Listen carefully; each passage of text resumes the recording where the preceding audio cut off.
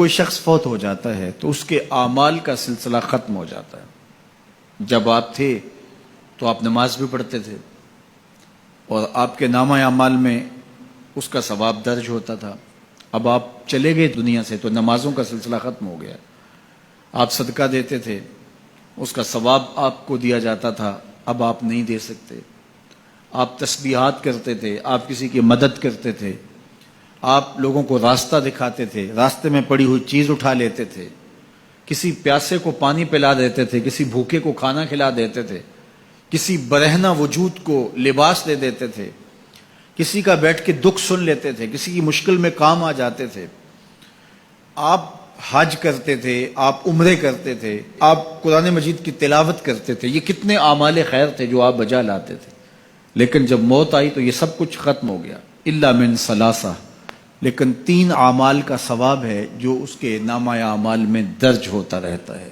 وہ کون سی 3 چیزیں ہیں سنیے، اور یہ اعمال اپنی زندگی میں کمائیں تاکہ نامہ اعمال کبھی بھی جو ہے وہ بند نہ ہو اور یہ چیزیں درج ہوتی رہیں۔ سب سے پہلی چیز صدقہ جاریہ، ایسا صدقہ کہ جو جاری رہے۔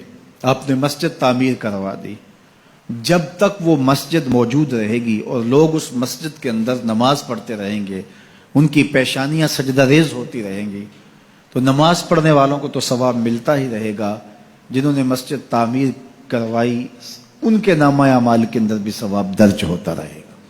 صدقہ جاری، مدرسہ تعمیر کروا دیا، آپ نے کوئی ہاسپٹل بنوا دیا، آپ نے انسانی ضرورت کے لیے پانی کا کنواں کھدوا دیا، اور کوئی اور ایسی چیز کہ جو آپ کے بعد بھی جس کا فیض لوگوں تک پہنچتا رہے، وہ فیض رساں چیز جب تک موجود رہے گی اور اس کا فیض لوگوں تک پہنچتا رہے گا تو نامہ اعمال میں ثواب درج ہوتا رہے گا۔ دوسری بات، او علم ينتفع بہ، یا علم جس سے لوگوں کو نفع پہنچتا ہے۔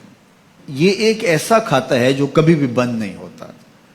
آج میں اگر حضور علیہ السلام کے فرامین آپ کے سامنے رکھ رہا ہوں اور آپ اس کو سن رہے ہیں، اور اللہ توفیق عمل بھی نصیب فرمائے، تو مجھے بتائیے، مجھے تو اس کا ثواب ہو ہی رہا ہے۔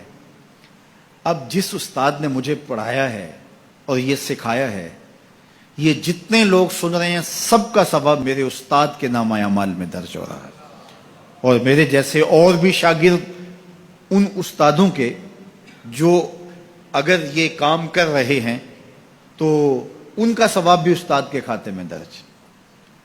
اب اس کا ثواب پھر ان کے استاد کے کھاتے میں درج، اور پھر ہمارے استادوں کے جتنے بھی ہم سبق تھے سب کا ثواب ان استادوں کے کھاتے میں درج، اور پھر ان کا ان کے کھاتے میں، اور یہ چلتے چلتے حضرت ابو ہریرہ کے کھاتے میں چلا گیا، اور پھر ان کا ثواب رسول کریم کے کھاتے میں گیا۔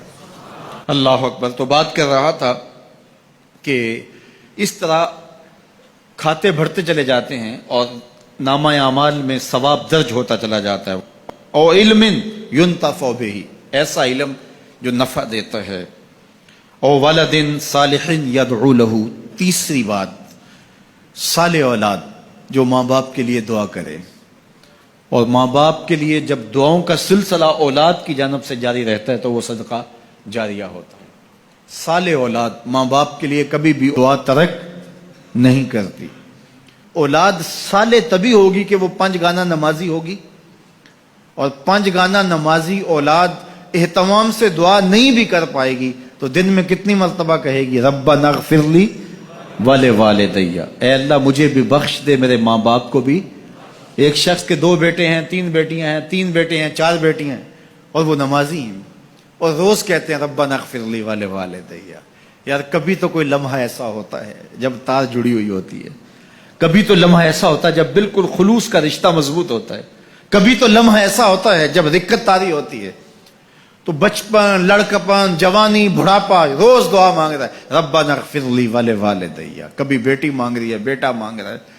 تو صالح اولاد کی دعائیں ماں باپ کے درجوں کی بلندی کا ذریعہ ہے۔ تو 3 چیزیں ارشاد فرمایا کہ یہ منقطع نہیں ہوتی، صدقہ جاریہ، علم نافع اور صالح اولاد۔